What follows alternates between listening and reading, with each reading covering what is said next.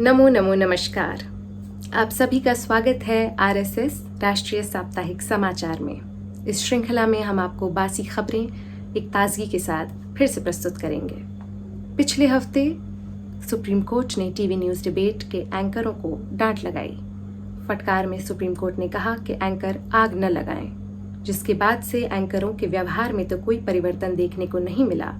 इसके उलट anchor electronics को भुगतना पड़ा, जिसके शेयर बाजार में काफी हद तक गिर चुके हैं। लोगों को डर है कि एंकर आग न लगाए। एंकर से चलते हैं सिंगर की ओर। पिछले हफ्ते लोगों के कान को कानपुर की तरह प्रदूषित करने वाला एक और गीत बाजार में आ गया। इस गीत को निकालने वाली वही सितारा हैं जो किसी भी पुराने गान की जान लेने के लिए जानी जाती हैं। किसी भी सोने जैसे पुराने गाने को ये कक्कड़ कमाल दी लोहा लक्कड़ बना देती हैं। तो आजा तू हर जाई मेरी सांसों में तू।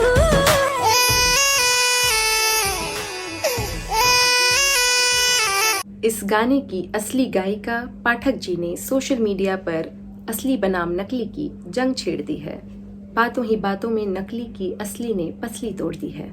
पाठक जी ने कहा कि जब ये गीत उन्होंने पहली बार सुना तो उन्हें उल्टी आ गई, दूसरी बार सुना तो सीधी आ गई और तीसरी बार सुनते ही पाठक जी ने कहा कि कक्कड़ किसी नुक्कड़ पर पकड़ में मत आ जाइयो, वरना पाठक के मारूंगी। अपने बचाव में श्रीमती कक्कड़ ने यही कहा है कि इस गाने के साथ मैंने वही किया है जो सरकार ने देश और अर्थव्यवस्था के साथ किया है, खिलवाड़। कक्कड़ के गीत का नाम है सजना। इसके साथ ही हम आपको वैज्ञानिकों द्वारा दी गई वैधानिक चेतावनी देना चाहेंगे। दरअसल सजना की रचना में इतना खोट है कि आपके कानों में चोट लग सकती है। वैज्ञानिकों के अनुसार सजना का बजना आपके कान को कानपुर जितना प्रदूषित कर सकता है। ओ सजना का इतना प्रकोप फैल चुका है कि दुल्हनों ने अपनी शादी में सजना छोड़ दिया है। हम भी आपसे एक ही दरख्वास्त करेंगे कि सजना से जरूर बचना। आइए अब हम आपको लेकर चलें गायिका से नायिका की ओर। हाल ही में रंगना कनॉट के मथुरा से चुनाव लड़ने के सवाल पर हेमा मालिनी जी ने ये प्रतिक्रिया दी। मथुरा से चुनाव लड़ने की चर्चा है। ये आप लोग अफवाह फैला रहे हैं। These are all fake news. आप वही पत्रकार है ना जो कल पीएम मोदी से पूछ रहे थे कि रंगना कनॉट पीएम का चुनाव लड़ रहे हैं।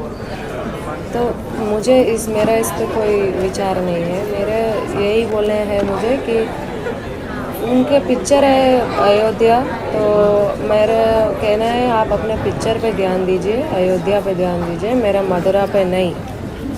और उनका जो इमरजेंसी है picture, ironically it's name is emergency, लेकिन वो रिलीज़ ही नहीं हो रहे हैं। तो वो जवाब दीजिए।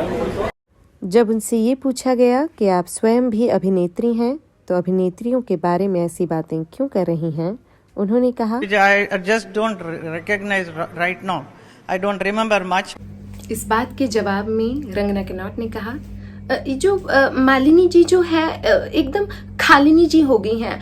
इनकी जो पिक्चर का सीक्वल है ड्रीम गर्ल 2, इसमें उनको नहीं लिया गया है, तो ये इतनी खालिनी बैठी हैं। तो जिस तरह से इनके पिक्चर के सीक्वल में इनको धक्के मार के निकाल दिया गया है, वैसे ही अगर मथुरा के जो है सीक्वल इलेक्शन में इनको निकाल दिया जाएगा तो।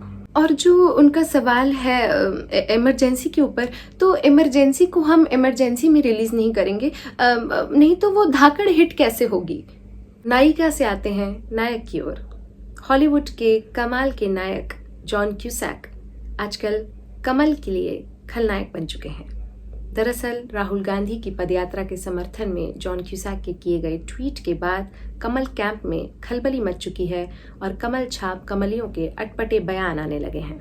एक कमल छाप कमली सबसे पिटने के पात्र सब पिट पात्र ने तो जॉन क्यूसैक को हॉलीवुड का हौलाना घोषित कर दिया। उन्होंने कहा, बैठ हौलाना बैठ, बैठ जा, पदयात्रा रोक ले और घोड़े खोल ले। बैठ जा मौलाना, बैठ और सुन, घोड़े खोल ले। आपको बता दें कि कमल कैंप ने जॉन क्यूसैक को पाकिस्तान का एजेंट घोषित कर दिया है।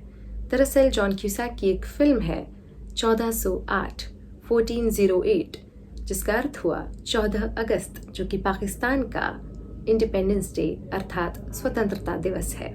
कांग्रेस ने गोदी मीडिया से सवाल किया कि क्यों पदयात्रा पर न्यूज नहीं बनाई जा रही है, जिसके जवाब में गोदी मीडिया ने कहा कि पदयात्रा क्योंकि साउथ से नॉर्थ जा रही है, जब वो ईस्ट से वेस्ट जाएगी तब जाकर न्यूज बनेगी।